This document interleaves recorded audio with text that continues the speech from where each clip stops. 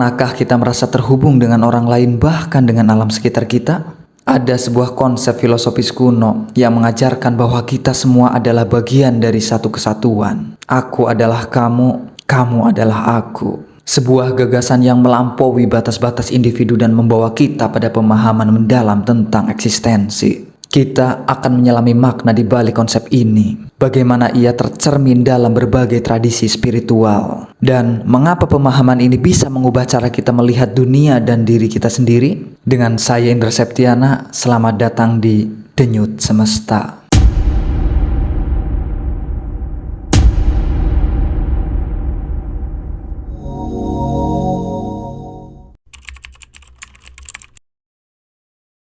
Konsep aku adalah kamu, kamu adalah aku memiliki akar yang mendalam. Salah satunya dikenal sebagai Tattwam Asi dari tradisi Hindu. Namun gagasan ini tidak hanya milik satu agama. Kita akan menemukannya dalam ajaran Islam, Kristen, dan banyak tradisi spiritual lainnya. Pada intinya ini berarti bahwa setiap individu adalah manifestasi dari kesadaran universal yang sama. Kita semua terbuat dari elemen-elemen dasar yang sama, menjadikan kita bagian dari satu jalinan kehidupan yang tak terpisahkan. Dalam Islam, gagasan tentang wahdatul wujud, kesatuan eksistensi yang diusung oleh Ibnu Arabi juga memiliki resonansi yang serupa, di mana segala sesuatu adalah manifestasi dari Tuhan.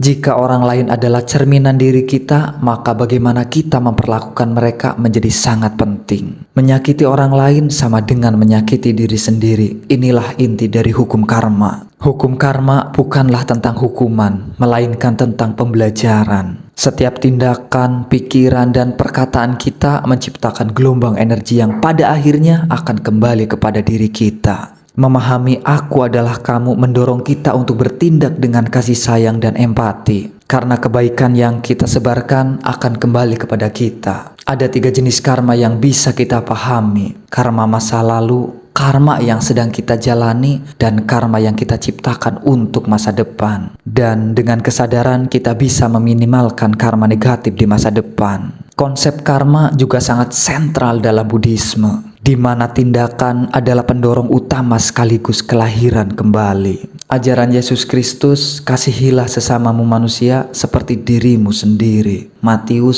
surat 22 ayat 39 juga mencerminkan prinsip kesatuan ini, di mana perlakuan terhadap sesama adalah cerminan dari perlakuan terhadap diri sendiri dan Tuhan.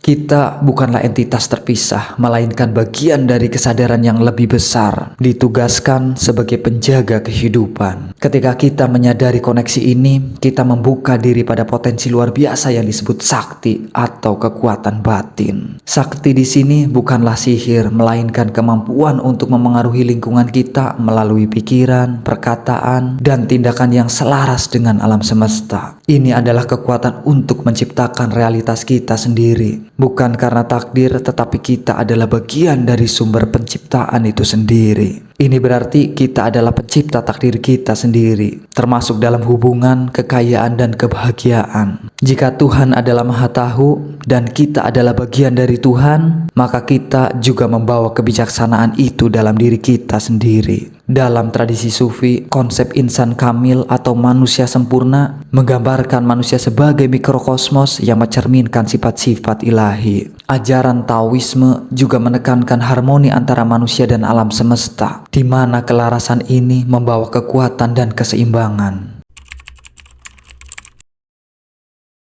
Konsep kekosongan adalah isi, mungkin terdengar paradoks. Tetapi ini adalah kunci untuk memahami Tuhan yang melampaui pemikiran. Seperti dalam filosofi Bali tentang Sang Hyang Widi, kekosongan adalah ruang di mana segala potensi bersemayam. Seringkali di titik terendah dalam hidup kita, saat kita merasa kosong atau kehilangan segalanya, justru disitulah cahaya sejati muncul. Pengalaman kehilangan dapat menjadi katalisator bagi penemuan diri yang paling mendalam. Ini adalah momen ketika kita menyadari bahwa entitas tertinggi, sumber dari kekuatan dan kebijaksanaan, tidak berada di luar sana, melainkan bersemayam di dalam diri kita sendiri.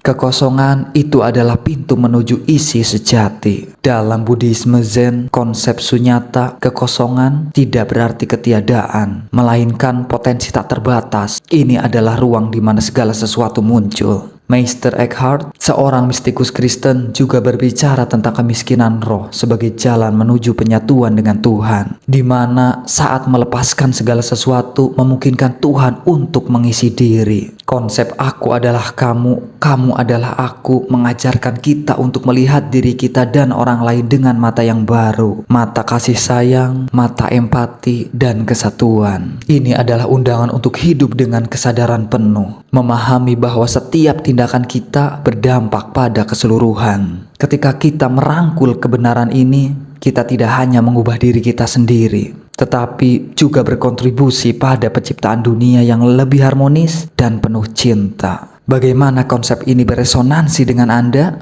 Bagikan pemikiran Anda di kolom komentar di bawah. Wassalamualaikum warahmatullahi wabarakatuh.